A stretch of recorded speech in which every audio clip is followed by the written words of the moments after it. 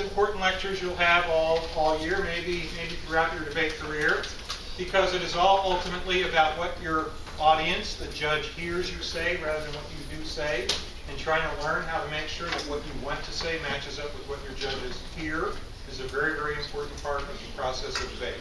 And we have a special lecturer for you this morning. Kristen Lowe came to us from Reno, Nevada. A lot of people talk about Utah. I don't understand. But she's from Reno, Nevada, where she debated in high school. And there's a couple of important lessons. One is that she went to a small school with virtually no debate program when she got there. And she helped to craft and build it and make it into a nationally credible program. And she became one of the country's best debaters in the United States as a high school student, despite having a small program from which to build from. So I think that's a great lesson for everyone. Secondly, she came to Emory as a liberal arts scholar, meaning that she received some financial assistance for her academic achievements. Even though it wasn't a debate scholarship, what she had in debate helped to make that possible for her. What she had learned from debate and the fact that she debated helped make that scholarship possible. She later became a Dean's Achievement Scholar, which amplified the financial aid she received. I think a lot of that came about because she debated, even though it wasn't a debate scholarship, which is another important lesson to learn, that what you get from debate can help you in other ways when it comes to financing college. And the third thing that Kristen Lowe I want to tell you about is her debate success. This year she was an finalist at the National Debate Tournament as a sophomore with her sophomore partner, which is highly unusual to be a top 16 team in the country as a sophomore. And then secondly, she also won the Lafayette debates a year ago. So after her first year in college, she finished in the country as one of the top public debaters in the United States and got to qualify for a free trip to Paris, France, sponsored by the French Embassy because she won that tournament. So Kristen has enjoyed the fruits and successes of debate in lots of ways, and she has a great deal of understanding of what it takes to persuade not just a debate judge, but a public audience. And that's why I think she's ideal to speak with you this morning. Kristen, All right.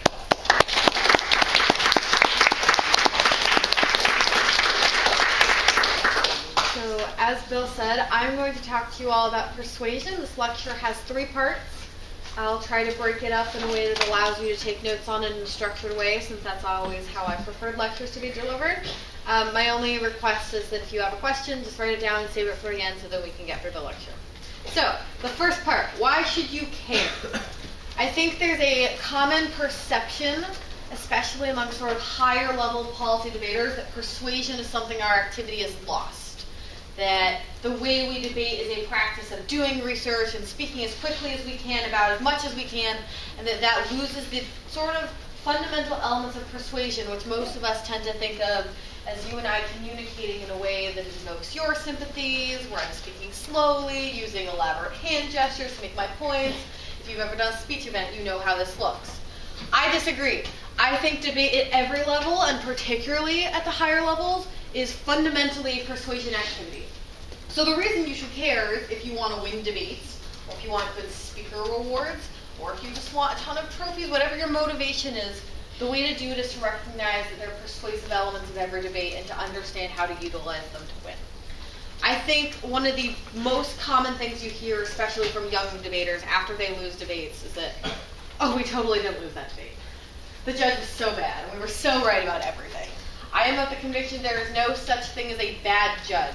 There are unpredictable judges. There are judges who don't adjudicate in the way you want them to. There are judges who say things that don't make sense to you. These are not bad judges. These people are not wrong. Their opinions are not invalid. And they are not people who you should just disregard or pay no attention to their feedback.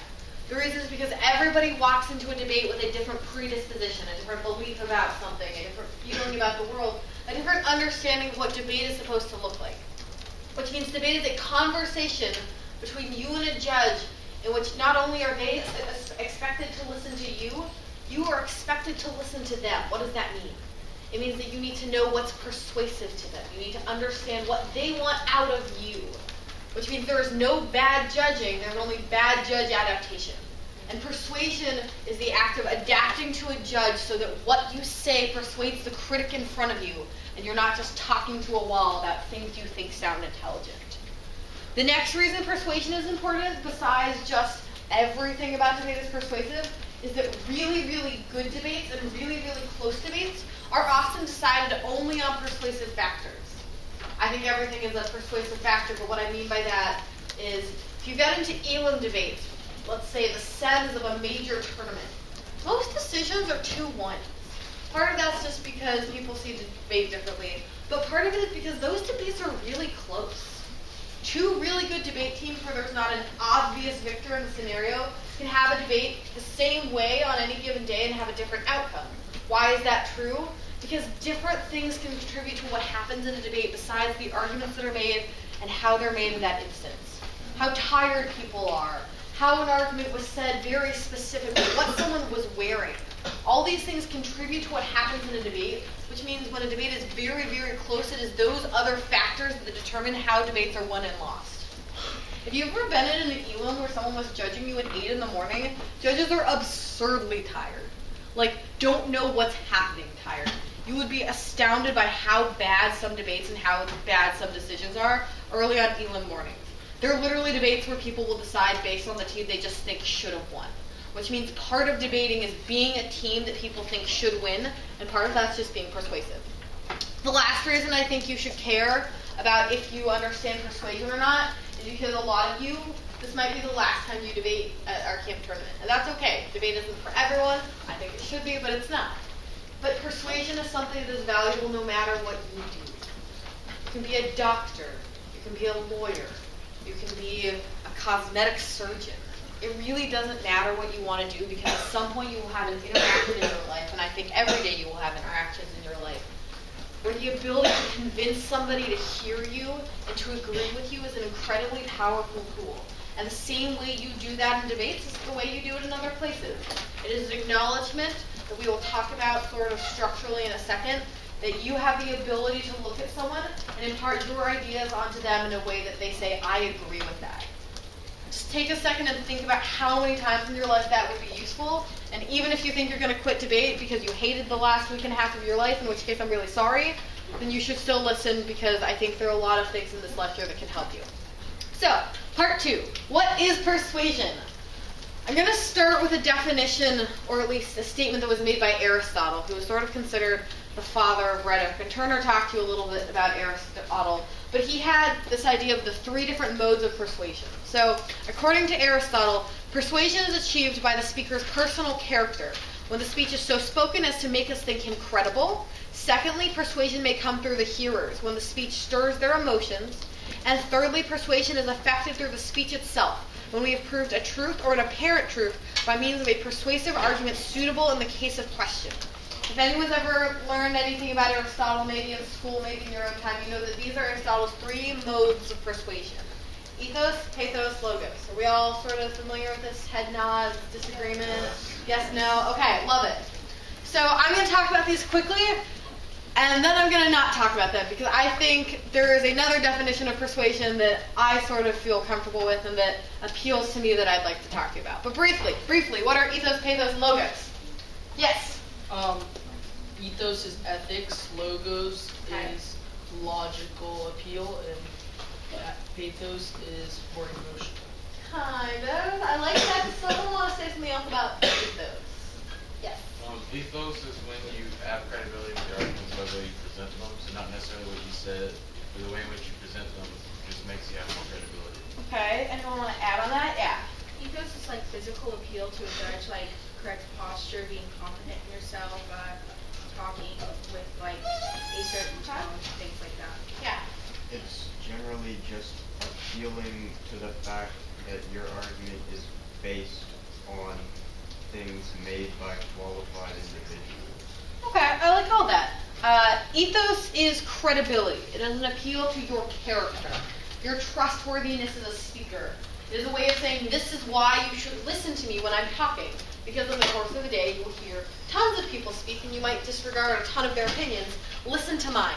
Ethos is a justification for why someone should believe you. So, in debate, we'll talk about this in a different sense, but you should always be thinking, why would someone listen to me right now? I think Eric Mathis's whole lecture is important in this context because the reason we use evidence is I can stand up and tell you all about my life as a sort of personal testimony to things that happen in the world, and you would very easily just be like, stop talking about your life, no one cares, it's not evidence of larger things. That's for a good reason, because I don't have authority about a ton of things. I probably have some authority to talk to you about what the state of Nevada is like, and besides that, a lot of things are out of my scope of expertise. Which means ethos requires creating a sense of credibility and trustworthiness, so that when you're speaking, people are like, yeah, I believe that. I could get behind that. Pathos. Anybody? What do you think? Yes. Like appealing to the underlying emotions of something. For example, in this argument, like the creepiness and fear that somebody's watching, that someone's looking over your shoulder. Yeah, I think that's great. An appeal to emotions. There are a ton of judges in the debate community who are like, I don't feel anything, and I adjudicate debates entirely rationally. My debate partner is one of these, and he's getting called out for it. He's like, if you just said arguments, I would look at the flow, and no matter what they were, how you said them, I would just evaluate the debate objectively. That is crap. Nobody can do that. We are all humans, we have human emotions, you have sympathies, and the way someone presents something to you is always in some way invoking something you've experienced in the past. If you lost a loved one in 9/11, you think this topic might have some significance to you when people start talking about things like the way we sacrifice rights for lives? I think this happened in the demo debate yesterday. Viva stood up and was like, I find it kind of offensive that this piece of evidence says that the people who died in 9/11 were martyrs for our rights and that was more important. What if you lost on 9/11? You think you might agree with that? That it might be offensive to say those people were just martyrs who we should have let die? The point is, what you take into a debate as a judge and also as a debater is not just separable from the rest of the world. You don't just walk in and disregard your life experiences and your opinions and your feelings at the door and look at a flow objectively. And any judge who thinks they evaluate debates that way, I'm sorry, is wrong, because you can't do it. Which means understanding sort of how emotions play into argumentation and how someone will feel about what you're saying is important. And I'll talk about this a little more specifically later. The last one, logos. Anybody, tell me about it. Yes, you've been trying. Okay, so logos is fact. So if you're like trying to sell maybe a security system, you would say something like every 13 seconds there's a home. Yeah, facts. What else? Yes. It's basically logic and rationality and how you use reasoning to persuade a certain person. Love it. Logos is an appeal to reasoning and logic. Does what you're saying sound like it makes sense? Are you using good data and support to prove the things you are saying? These were all addressed in the lecture before mine, which means you know how to do that. But you should be aware that to be persuasive, you have to be making a point that is substantiated by something. And the way we do that is with evidence, which you have all discussed. So, that's what Aristotle thinks persuasion is. I want to tell you what I think persuasion is. To me, there are 4 things that make up persuasion. They are awareness of self, they are awareness of your audience, they are knowledge, and they are presentation. I think no matter who you are trying to persuade, those 4 things are important. You need to be aware of how you come off and what you look like, what you sound like, what you are saying, and how it registers with other people. You need to be aware of who your audience is, what they want out of you, what they expect, what they like, what they don't like, and what they're completely offended by. You need to have knowledge about what you are speaking about to have any credibility and to be able to speak with some form of authority. And you need confidence, and you need a capacity to present something in a way that makes other people want to listen. I think in every scenario, persuasion is a balance of those things, and perhaps in different degrees at some times. But persuasion involves those 4 things. So that is my working definition. So keeping that in mind, let's talk about persuasion and debate. This is section 3. Section 3, fun enough, is broken up into 3 subcategories. I like subcategories, and you'll see that as this goes on. But I'm going to talk about what you say, how you say it, and what you don't say. And for anyone who sort of takes notes diligently, you might see that the what you don't say part of this lecture will become bigger than you'd imagine. Let's start with what you say. I think that the single most important thing you can do to persuade someone in a debate, and I mean this, it's like of everything I say, to me this is the single most important, is to know what you are talking about. If you do not know what you are talking about, eventually debate will rat you out and you will not be able to persuade people. There's this common sense in like Congress and places in court where you can not know what you're talking about, and if you sound good, everyone's like, oh wow, I should totally listen to that person. If you've ever watched a politician speak, you've probably seen this, and you realize they have no idea what they're saying because they are elected officials. They are not experts on the environment or economics or whatever it is they're talking about. They're saying things that people think they know about, and then someone asks them a question, and they're just like, refer to sub-point. I think the middle class is struggling. You're just like, this person doesn't know what they're saying. These people are not persuasive as soon as it is revealed that they don't know what they're talking about because they lose their ethos. You don't have a reason to trust them anymore. The way to be trusted is to know what you are talking about. So what things should you know? Topic knowledge is probably the first and most relevant one. You should be reading about the topic. I don't know how to stress this enough to young debaters because I coach a couple teams and I say this to all my kids and they're all just like, that sounds really boring, it won't make us better at debate, I don't really know. Just like the number one way to be persuasive and also just to be better at debate is to do a ton of research. And that doesn't necessarily always mean cutting cards, it means gathering information that can help you win debates. You should know about the topic, you should know what's happening in Congress over surveillance debates. You should know the history of surveillance. You should be able to give examples to prove your points. That's the big one, I think, is that examples are really, really helpful. Watch some videos of good debaters, and they will reference things that their evidence didn't talk about. When someone asks them a cross-ex question, they'll be able to refer to a historical example that proves the sort of theory they are speaking about. All of these things make you immensely persuasive because it indicates that you have a vast body of knowledge of what you're talking about, which makes you seem like an expert. You all talked about this in the research lecture. The reason we use experts is because we can't all be experts on everything. It's too difficult, there's too much to know. Debaters are kind of expected to be semi-experts on a lot of things, which means the bar for what you know is set really high because the really, really good debaters know a ton, like an absurd amount. Which means it is kind of your burden, if you want to be a really good debater, to know a lot about a lot of different stuff. And the way you do that is by reading, by doing research, and by constantly being involved in the world around you and what is happening in it. The other thing it does, besides give you examples, and this isn't really so much about persuading a judge, but I just thought I'd throw it in there because I think it's important, is it gives you the ability to identify trends and to connect ideas. And that's kind of what makes you better at research, being able to see something and say, I think that relates to this thing, and that could be a really cool debate argument. Which means, besides for just helping you win debates because you can explain things and you can give examples of things, it also will probably just make you better at debate research. The next thing I think you need to know about knowing what you're talking about is picking the right arguments. And this is sort of important because sometimes these two things can come in contradiction. Has anyone heard the phrase being a flexible debater? Some of you? Okay. What does that mean? It means that you're able to switch your arguments based on the teams that you're facing and the judges that you have. Yeah, and why might that be important? Because if you run the same thing every year, then a team that prepped very well could know what you're running and then not prep you on it.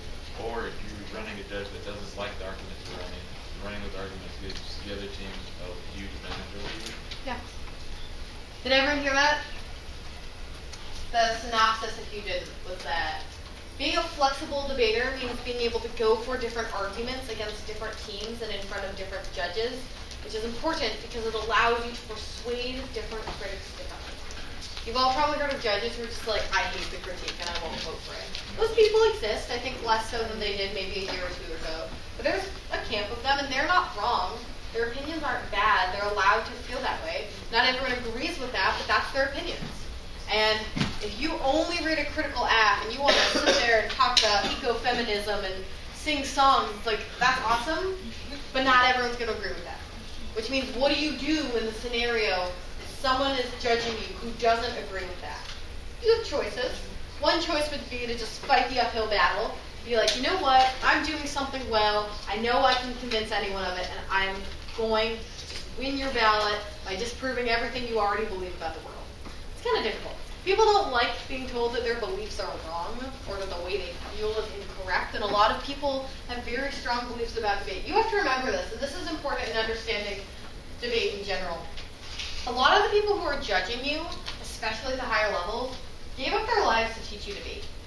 It's not like these people's only options were ever like, I'm just going to become a debate coach. There are tons and tons of people in debate who could be working in amazing law firms or being partners there. They could be doctors, they could be neuroscientists, they could be lawyers and politicians. And they chose to be teachers because they saw value in this. I think that is incredibly admirable and respectable. And I think you should have a ton of respect for debate coaches because they are doing something awesome. But it also means you need to acknowledge where they're coming from. These people chose to give their lives to debate. You think you might care about debate if you made that choice? Yeah. So if you stand up in a debate round and you're like, who would ever do this? But it happens, and you're like, debate is stupid and everything about it is wrong, and we should just ignore it because it all sucks. How do you think someone who gives up their weekends to be away from their family feels about it when you say everything you're doing with your life sucks? Yeah, not pretty good. So remember that the people you are talking to really care about debate, and you should really care about debate. And part of being respectful in that instance is also acknowledging what they want to hear. Good judge adaptation acknowledges someone's biases and predispositions and accommodates them. That doesn't mean you can't say things a judge might not agree with entirely, but it means you should pick the path of least resistance. So if you write something in your notes from the little rant I just went on, probably make it pick the path of least resistance. If you are debating in front of a judge who's like, I do not believe the politics disadvantage is an argument that can win debates, and you choose to go for the politics disadvantage, when you think you have won every argument in that debate, and you're looking at your partner after the debate, you're like, we did this. This was perfect. And the judge is just like, I didn't vote for you. Do not blame them first. Blame yourself first because you made that choice. And you would be surprised how often people willingly make this choice and then become infuriated when judges disagree with them. Fighting the uphill battle is sometimes worth it. I would say it is more than often not. Pick the path of least resistance. Read your judge's philosophy, ask other people about them, and do what you can to get information about judges so that you can adapt effectively. Okay, we're going to talk about how you say things. So, I think this is what most people think about when they think about persuasion, which is, what sort of body posture are you using? Are you making eye contact for the appropriate amount of time in the appropriate ways? How do you sound? Do your hand gestures indicate that you are moving from subpoint A to subpoint B? These are all things that people teach you in public speaking courses and things like that. And they might seem unimportant in debates, and I don't think they are. There's been a trend, especially recently, where at particularly upper levels of debate becomes increasingly casual. It becomes sort of almost flippant about a lot of the sort of respectability things that used to be incorporated into debate. And while I understand that, and I think there's a reason why it's good because it creates emphasis on argumentation instead of presentation, presentation still matters. And pretending that it doesn't is missing an opportunity to persuade someone. So I'm going to talk about a few things that go into sort of how someone is persuaded when you are speaking. There's certainly more than this, but these are the ones that I think are really important. The first is how you look. And I don't mean like, did you brush your hair? Although you should probably brush your hair at debate tournaments. I've made that mistake. But what do you look like when you're speaking? Has anyone ever seen someone hunched over like this in a debate and they're like, I'm just reading off my computer and I'm not here to bother anyone. I'm just kind of not going to interfere. Those people look scared. Why would you trust somebody who's scared? If someone is so afraid of speaking in front of you, they're whispering and they're hunched over and they're not really paying attention, they probably don't feel like they have the authority to be there, which will make you doubt them. So be aware of your posture in debates. This is so important for multiple reasons, and this is something debaters are so bad about. But stand up straight. I cannot stress how important this is. Tons of people sit in debates now, and I do not get that. Sitting is a way of making yourself smaller. It makes you less of a presence in a debate round, and it puts you squarely behind a computer with no ability to command a room or level yourselves against other people. When you are the person standing and everyone else in the room is sitting, you have authority. This is why teaching happens this way in classrooms. The reason you are all sitting there and I am standing here is because this puts me in a position where you are listening to me and I am on a level that is quite literally physically higher than you, so that you are looking out at me and I am given authority by nature of how we are positioned. This is not less true in a debate round. The person standing is functionally the person with the talking stick. Everyone has to listen to them. If you choose to sit in that scenario, you have decided that you are going to level yourself physically with all the other sitting people who the judge is not supposed to be listening to. So he might be looking over at your partner, or she might be looking at the other team. Make yourself the physical factor in the room that is drawing attention so that you are heard and so that you can command space. I know a ton of people disagree with this because more and more people are sitting in debate, but unless you have a good reason to, please stand.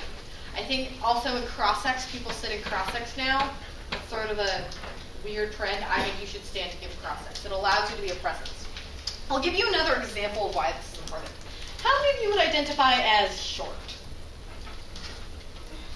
Yeah. Put your hand down. You're not short.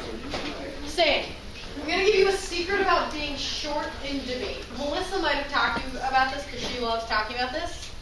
But if you're like my size and you're like 5'4" and you're in college and everyone else seems to be 5'11" somehow, and you're just like looking up at debaters like this, you know what makes you seem less of a child in that scenario? Because I assure you, next to most like large male college debaters, I look like I'm 12. Standing in front of them, and I don't mean like this standing in front of them like you're blocking, I mean like stand further forward than them. The way like eyes work and stuff, yeah, that makes you look larger. It means you look like more of a presence, and it really helps mitigate the effect of I look like a 12-year-old girl talking to a 45-year-old man. I have those moments in debate, and I swear to God, every time I'm just like, no one would listen to me because I look like I need a kid's minute. The way you mitigate that is by being aware of your presence in a debate. So, instead of sitting at your desk while they stand up and look like an adult, stand forward and stand in front of them and be confident, make yourself, I don't want to say like bigger like this, but open your chest, be tall, have good posture, hold yourself in a way that says, I'm a big person in this room, even if you are little. And this is a problem I think women often have more than men in debates because it's much more difficult to be a sort of commanding presence when you're small, which you're more likely to be as a woman. Just make yourself a presence with what you say and how you behave, because you can't always do it with how you look. You'll notice that really small debaters who sound really big can make a huge impact. And part of that is how you stand. So everyone carry yourself with a lot of confidence, and that means standing tall, it means opening up your chest, and that'll also help you read better, by the way. So if you want to be a clearer speaker, which is certainly part of persuasion and communication, this wouldn't hurt there as well. The next thing is eye contact. This seems super intuitive, and it also doesn't. Because you're like, Kristen, I have to read so many cards in debate. When do I have time to look up and stop reading and make eye contact with someone? Oh my God, I can't take breaths. Okay, go into the next sentence. I don't have time to make eye contact with someone. I'm just reading and I'm speaking really quickly. That is how most debaters sound. They're not looking at you. They're looking at their computers. We're going to try something. The first time I ever saw someone give this lecture, and I assure you this lecture has scared me very much for the past week because the person who used to give it was incredible at it. But the first time he gave it to me, I was a junior debate camp, and we did this exercise. I'm going to say something to you, and you're going to tell me which time you were more persuaded. I think debate is really awesome, and you should do it, and it's really cool, and it'll make you a lot better the rest of your life. And I think debate is really awesome, really cool, and the skills you learn here can help you in other parts of your life. Who felt more persuaded the first time? Did anyone hear what I said the first time? Yeah. Did you care? Were you just like, who is this weirdo holding a computer in front of her face? Yeah. The second time you seemed to, most of you probably thought you had a better reason to listen to me. Yes? No? If you disagree, just go along with me, please. But seriously, looking at a human being and making eye contact with them is persuasive. It says you and I are communicating about something. What I have to say is something I am interested in conveying to you in a way where I am willing to take the 5 seconds of discomfort that comes from making eye contact with someone you don't know to convey what I am saying. It is important. I want to say it to you. Eye contact is super persuasive. If you don't believe me, use all these fancy new research skills you have and Google it. Science says that eye contact is persuasive. If you don't trust me, trust science. The other thing about that, and I think the reason I held my computer up to demonstrate this, is it means know where your computer is. Oh my God. Do you know how many debaters speak into their computers? It is infuriating. It makes you difficult to hear. It mumbles all your words even if someone can't hear you. And it means you lose any persuasive effect that comes from facial emotions. Facial expressions do things. They are not just there because we have faces for no reason.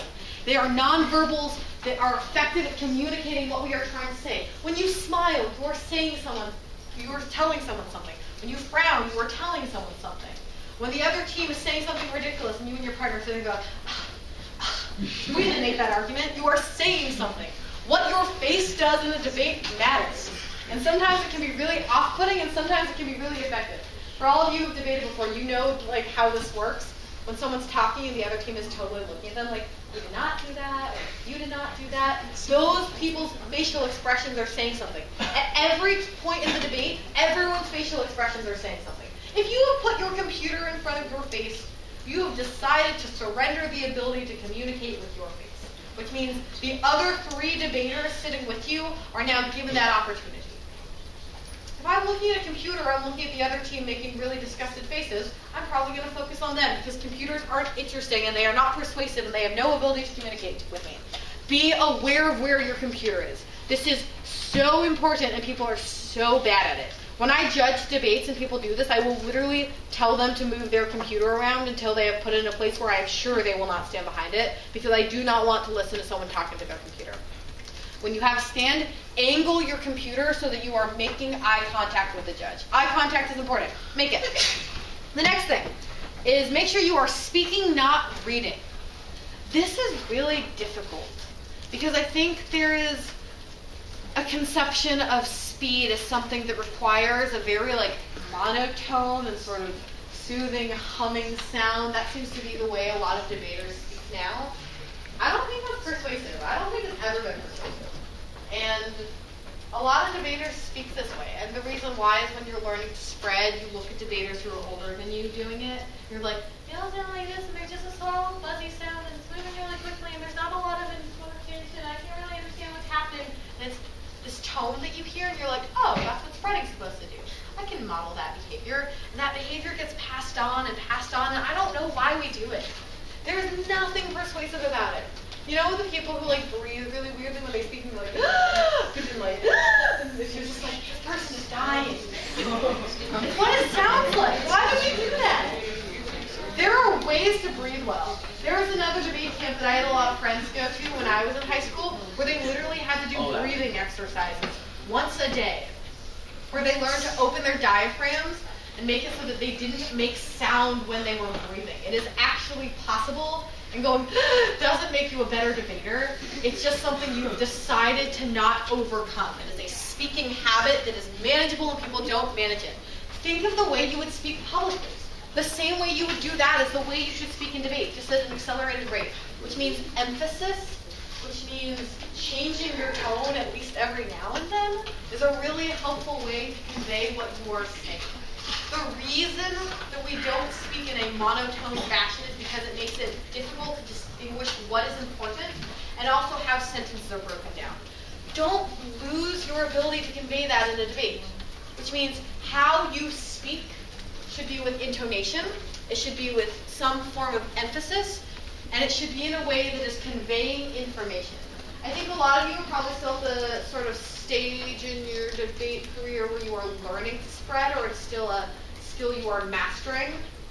My greatest recommendation to you is instead of trying all these drills where you speak as fast as you can, make sure you at least include a drill or two when you're doing speaking drills that involve enunciation, that involve being persuasive.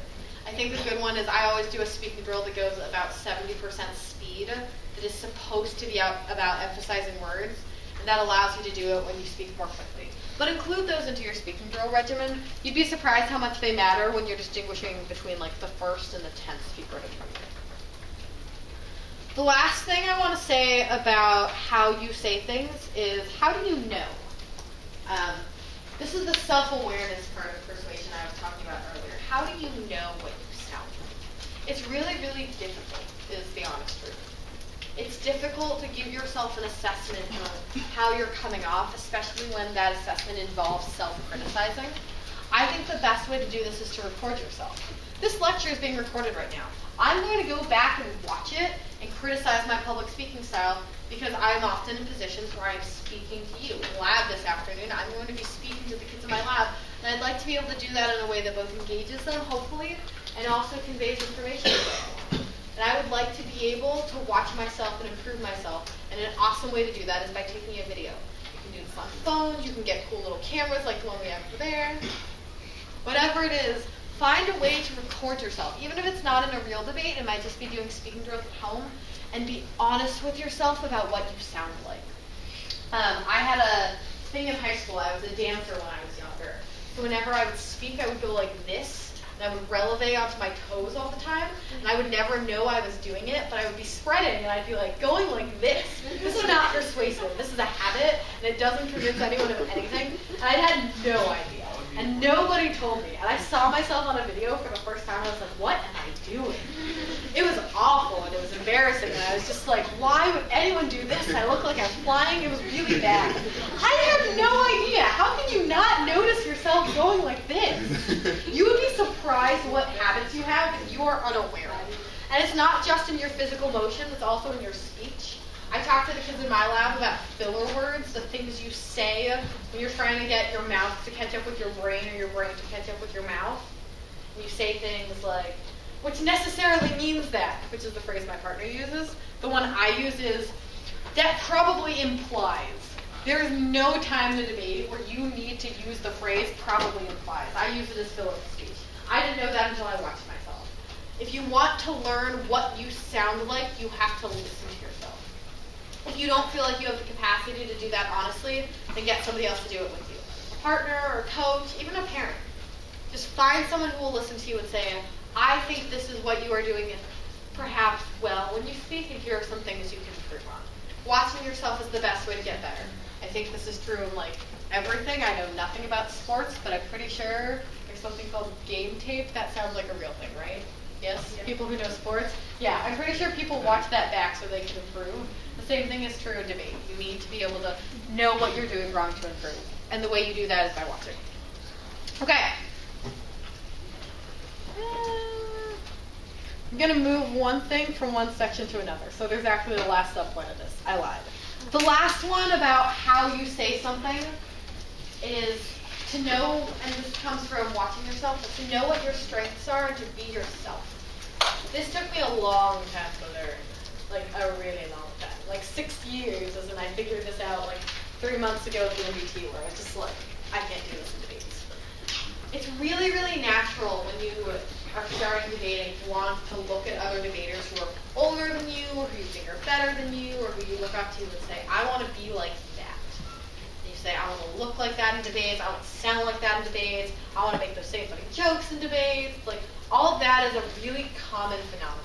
Because you see people, you're like, if I just model that behavior, surely that's what good debating looks like. And the truth is that there are ideas that we all have about what good debating looks like, but there's no such thing as a good debater in its essence. There's not one formula for that.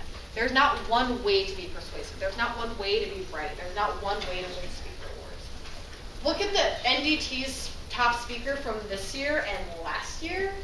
If any of you have watched any NDT debates, you will realize these two people could not have been more opposite. Not in any way. They had nothing in common about the way they debated. Literally nothing. So how could they have both been first speaker? Because they did what they did well. I mean this so seriously. If there's one thing I say in this whole lecture that is important, because I think this is life advice, not just debate advice, it is know who you are and know what you do well and do it confidently. Don't be the best debater you saw when you were 14 and you were at the Green Hill tournament for the first time. Be the best debater you are. I am not funny in debates. I lose any ability to be even mildly comical in debates, so I don't try. I learned that the hard way by debating with someone who was hilarious, and he could tell all these jokes, and I was just like, I can't do this, this isn't me, I'm not funny. And giving up the attempt to, make people laugh made me a better debater. Because I felt like I had to because my partner was that way. If you're not good at something, That is okay. You're also good at a lot of other things. Be the best debater that you are. Quick shout out to women in the room. I think this is particularly important for you. I think it's really hard to know what a good female debater looks like because there aren't a lot of them, and that's hard. That was something I struggled with when I was in high school. I was the only girl on my team. I didn't know a single woman who was older than me in debate, who I was friends with or who I could look up to, and I didn't know what being a good female debater looked like. And I saw a ton of male debaters, and I was like, I have to be like that. You don't have to be like anything. You have to be whatever you are best, and that is persuasive. People want to listen to you when you are being yourself. This is true in debate, and it is true in life. Whoever you are, be that person, and that will be persuasive. If you are, softer spoken and you are quiet, find a way to do that effectively. If you are louder and you are super rowdy in debates, do that effectively. But whatever it is, just do it as you. And I think that's really important, and people don't tell you that enough. Okay. The last thing we're going to talk about is what you don't say and how that causes you to be persuasive, or more often than not persuasive. So I'm going to tell you a story. I had the most embarrassing debate round of my entire debate career this year at a tournament in college where my partner and I got beaten so badly. I looked at him before the 2AR and I was just like, I don't want to give this speech. And he was just like, well, yeah, but that's not really a choice, so let's talk. And I was just like, I don't think you understand. We have lost this debate round. There is nothing we can say to win, and I am sure of it. And I was right, by the way. We got smoked in this debate round. It was horrible. But there's a video of this debate on the internet, actually. And Melissa Wade watched it. She called me into her office the weekend we came back from this tournament. She was just like, girl, we gotta talk. I was like, okay, Melissa, what's up? And she goes, your debate was awesome. I was like, that's not true. And she goes, no, it was really, really good until prep before the 2AR. And I watched you all prep, and you looked like you were about to cry. I was like, well, kind of was at that point in my life. She was just like, you could have won that debate. It's like, I don't think so. She goes, nope, could have won that debate. And the reason you lost is because you looked like you were losing. I wouldn't have voted for you. I go, yeah. Looking like you're losing is the same thing as losing in close debates. Because judges don't know what they're doing. After they do this for 40 years, they don't know what they're doing. Judging debates is hard. There's never a point where someone has reached the level of judging where they're like, I am always right about the decisions I make. The reason people take up to 2 hours to make decisions in elims is because they are unsure and they want to do the right thing and they don't know what it is because debates are close and they are subjective and judges know that. But judges want to vote for people who look like they are winning. This is important because it means that what you do in a debate matters, but it also means what you do before a debate and after a debate matters. Do not do what I did. I sat down from that round and I couldn't look at my partner. I couldn't make eye contact with him because I was so sad about what had happened. And anybody in that room could have told me we lost that debate without having seen it because of the way I looked. That debate might have been closer than I thought. I don't think it was, but hey, it could have. And there might have been a ballot where someone voted for me, and I gave it up by choosing not to look like it existed. Be confident. Be proud of what you are doing. Acknowledge that mistakes happen, and that you don't know what a judge is thinking.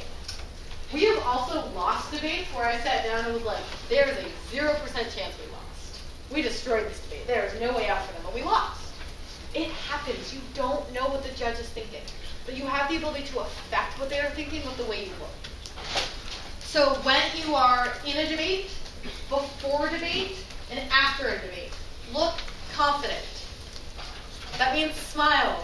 You should not be in pain when you are debating. There are so many debaters who look like they are experiencing just excruciating pain in debate now. I'm so frustrated right now. I don't get that. It's like, first of all, if you are in that much pain while you're debating, you should stop. That's not good for your health. But second of all, it's not persuasive. It makes it look like you don't want to be there. It makes it look like something is wrong. And judges are just like, whoa, what's wrong? It's like, did something happen in this debate I should be extremely concerned about? That might be the thing that convinces them not to vote for you. I'm so serious. That is a really real effect. Look confident. Look like you've won debates. The next thing is be mindful of what your behaviors communicate. I was told when I went to debate camp that the best thing you can do after a debate is put on your headphones and start working to prepare for your next debate. What's wrong with that? Nothing about that can communicate the wrong message, unless you're just like making the grumpy face and the tears are coming, in which case maybe keep them out of the room. But looking like you think you're going to have another debate says, I'm going to have another debate to go win. And the judge is going to see and be like, that person has another debate to go win. I don't know if they're going to be in elims, they might be prepping for the doubles right now, you don't know. Look like you have more debates to win and more fights to fight. And I think a good way to do that, honestly, is just put on your headphones, or if you don't use headphones, just zone in and start prepping for your next debate. It also means that you're using prep time for your next debate, which could probably never be a bad thing because prepping is good. That doesn't have to be how you all are. My partner and I are ridiculously silly, and we just like can't contain it. And we're trying to contain it, and we can't. But if you saw him run, if you went to the demo debate yesterday, you saw him run in, and it's like, we've got a lot of partner love, and we can't help but joke around with each other, and that's just how we are. But we try to do so in a way that is mindful of what it communicates. If you are just joking around after round 5 and you have a break round 6, that might tell a judge that you don't think you're going to be in elims. So just self-reflect about what your behaviors communicate and how they might come off. A great way to do this, again, is also record your post-its. The next thing about sort of what you don't say, I think, is a tip you maybe got in a cross-ex lecture, but I'm going to say it to you anyways because I think it's the best piece of debate advice I've ever gotten. I didn't have a coach in high school, so I didn't really get a lot of debate advice. But we hired this guy one year who didn't really have debate experience, and he supervised us and he took us to tournaments. And there wasn't a whole lot he could teach me about debate, but he gave me the best piece of advice I ever got from someone. Just smile in debates. People don't smile in debates. Smiling says something. It says, I am happy to be here. I am grateful for the opportunity to be here. I am in control and there is nothing to stress about. That is good. Stressed debaters have something to hide. If you are so nervous about a judge making a decision, it means there was something you did wrong and you know it and you are waiting for them to tell you. Happy debaters are confident. They know that even if they lose the debate, that they have another round they can win, or that they have something they can learn. And they are persuasive, and people want to vote for them because people like when happy debaters win. Have you all ever known a debater who just really wanted to lose? Yes? Yeah, okay. I know several of these. Whenever they, and this is a horrible trait, I don't advise it, but it's kind of something humans feel. But there are some debaters I know who, when they lose, I'm just like, yes, I just want you to never win a debate round. But it's because they are the types of people that you don't want to win. Because they are ungrateful, because they are disrespectful to the people they are around, and they are rude. Who you are has an effect on how people feel about voting for you. So that's sort of the next thing to think about, I guess, which is what your reputation is. And the word rep in debate sort of carries a heavy connotation, which is, do you go to a big school?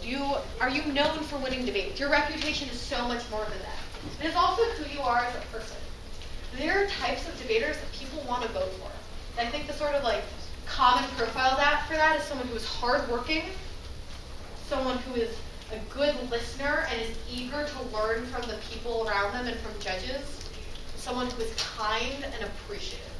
I think being grateful is the most important thing you can be as a debater, because anytime you are at a tournament or you are in your squad room, or even if you don't have a coach or a partner, you are given the opportunity to do something not everyone gets to do. I would have killed for a real coach in high school. And when I see people being disrespectful to their coaches, even if you don't think your coach is good, it infuriates me. Because that is something I was dying to have the whole time I debated. There are so many people giving up so many things, your parents, your peers, your coaches, your teachers, to allow this to happen. And if you are not grateful, why would somebody want to allow you to continue to do it? Why would you want someone to debate in another round if they don't want to be in the round they're already in? Be a hard worker, be a gracious debater, be a kind debater, and be respectful to the people and spaces around you. And in close debates that you might have lost, judges who want you to win will help you win debates. That doesn't sound like a fair way to win a debate, but that's how debate works. In close debates, judges vote for debaters who they want to win. The best way to do this is to be a debater who people want to win. The second best way, if you're not, is to act like one. I think there's so many times we neglect this element of debate, and I think it's one of the most important things about persuasion. I watched a debate at the NDT this year in the semifinals where 2 debaters finished their college careers, which is a really sentimental moment for a lot of people. And an entire room of like over 60 people stood up and clapped for over 5 minutes because everyone loved these debaters. And Herndon was on that panel, and Herndon started his decision with, I just want to let you know that you were role models to everyone in debate. You want that to be the last thing someone says about you in your college debate career. If you end or in your high school debate career, if you don't debate in college, if you end your debate career with someone telling you that you were a role model and that you made an impression on the people around you, not only is that more important than winning debates, it means that people voted for you and they were happy to do so. Make yourself someone people want to vote for. That is so important. The last thing I'll say, sort of just to summarize, and I talked for a little longer than I hoped to, but I wanted there to be time to be questions, which is just that recognize that it's really easy to get caught up in debate. And I think that's a huge mistake people make. Not actually when you're younger, usually when you're older. You forget that, you know, all the rules and the terminology and the tricks and the tips and all that, that's sort of this like masquerade over something more fundamental, which is that you are a human sitting in a room with other humans trying to get them to listen to you and understand you. That is the fundamental activity you are engaging in no matter what. It's like, whether you know all the words Turner says when he lectures, whether you understand the difference between offensive and defensive arguments, whether you've won the TOC 3 times and you're only in the 8th grade, or whether you will never win a local debate tournament in your life, or even a round, you are given the opportunity to sit in a room where people are listening to you and want to hear what you have to say, and you have the ability to persuade someone by respecting that space and by acknowledging that you are in a communication with them. Debate is always just that. There's a ton of stuff that goes on top of it, but at the very, very core, someone is here to listen to you and they want to hear what you have to say. And the way you take advantage of that is by knowing how to use the knowledge you have and the resources you have, whatever they might be and however small you think they are, to persuade someone. That's all it is, ever. And if you remember that, you will win so many debates where you could have lost just by forgetting. All right, that's all.